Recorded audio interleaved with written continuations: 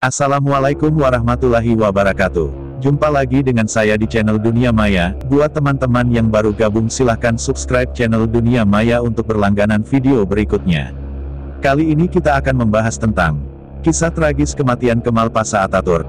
Pada tanggal 3 Maret tahun 1924, Badan Legislatif Turki mengangkat Mustafa Kemal sebagai Presiden Turki dan membubarkan Khilafah Islamiyah.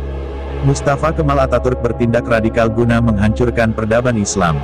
Mustafa, sebagai Presiden Republik Turki yang sekuler, bertindak diktator dalam menjalankan pemerintahan. Ia menetapkan ideologi negara menganut paham sekularisme. Atas dasar ideologi negara ini, dia mengumumkan akan mengambil langkah-langkah kebijaksanaan untuk mencapai cita-citanya demi kepentingan negara Turki sekuler.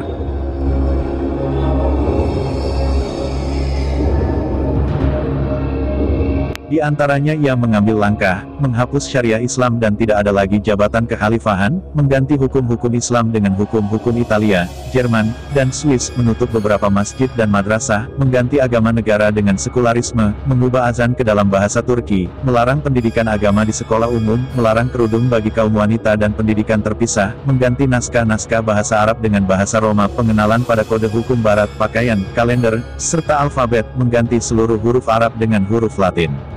Akibat ulah Mustafa Kemal, pemaksaan ini akhirnya menjadikan Turki sebagai republik sekuler yang sangat anti terhadap dakwah Islam. Ciri Islam di Turki hampir hilang sama, sehingga kaum muslimin kesulitan menemukan jejak peradaban Islam di tanah Turki. Sesaat berkuasa, Kemal Atatürk pernah menggantung 30 ulama. Ia mengatakan, "Ketahuilah, saya dapat membuat negara Turki menjadi negara demokrasi bila saya dapat hidup 15 tahun lagi. Tetapi jika saya mati sekarang, itu akan memerlukan waktu 3 generasi." Begitulah Kemal Atatürk, selalu berlaku angkuh di atas tindakan kekejaman dan anti-agama, seorang yang dikenal sebagai pencetus sekulerisme Turki, sekaligus penghancur kekhalifahan Turki dan agama Islam. 6. Balasan atas kezaliman. Sekiranya Kemal Atatürk ini lahir di zaman adanya Rasul pada saat ketika wahyu masih turun, bisa jadi namanya akan diabadikan seperti Firaun, Namrud dan Abu Lahab. Cara kematian yang Allah telah datangkan kepada mereka orang-orang yang zalim itu teramat tragis sekali. Kematian mereka pun teramat unik. Namrud mati karena sakit kepala akibat dimasuki oleh seekor nyamuk melalui telinganya. Setiap kali ia menjerit, dokter pribadinya memerintahkan dipukul kepalanya untuk mengurangi kesakitannya. Setelah lama bergelut dengan sakratul maut, akhirnya dia mati dalam keadaan tersiksa dan terhina. Begitu juga dengan Fir'aun yang mati lemas di dalam laut. Nasib serupa dialami Mustafa Kemal Atatürk juga menerima pembalasan yang setimpal dari Allah. Menurut beberapa buku sejarah, kematian Kemal dikarenakan akibat overdosis minuman keras.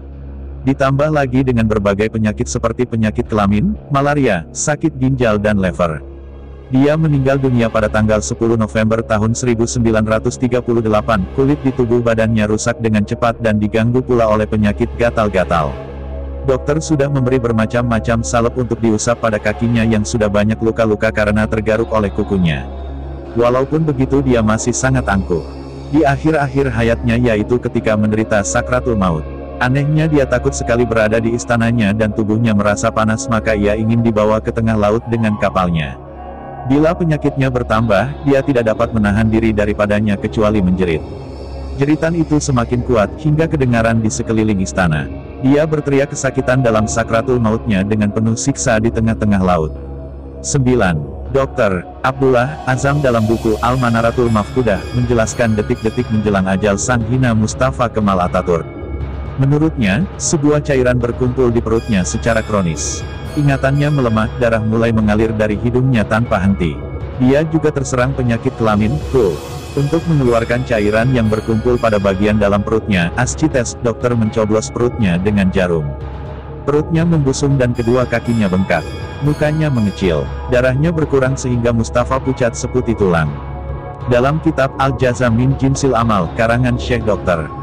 Said Hussein Al-Afani disebutkan, walaupun Atatürk dikelilingi para dokter, namun penyakit kanker hatinya baru diketahui pada tahun 1938, padahal dia telah merasakan pedihnya penyakit tersebut sejak 1936.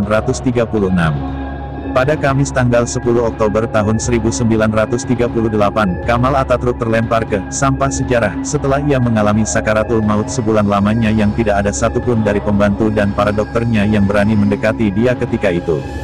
Setelah 9 hari, barulah mayatnya disembahyangkan, itu pun setelah didesak oleh seorang adik perempuannya.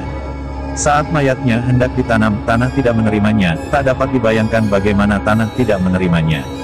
Karena putus asa, mayatnya diawetkan sekali lagi dan dimasukkan ke dalam museum yang diberi nama etnografi selama 15 tahun sampai tahun 1953. Setelah 15 tahun mayatnya hendak ditanam kembali, tetapi bumi sekali lagi tak menerimanya. Habis ikhtiar, mayatnya dibawa pula ke satu bukit ditanam dalam satu bangunan marmer beratnya 44 ton.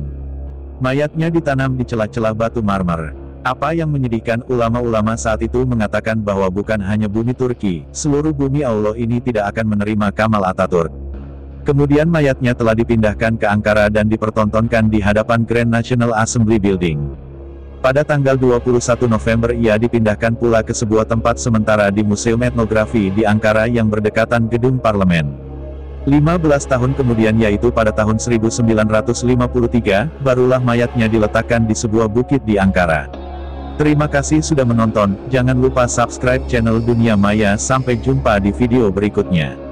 Wassalamualaikum warahmatullahi wabarakatuh.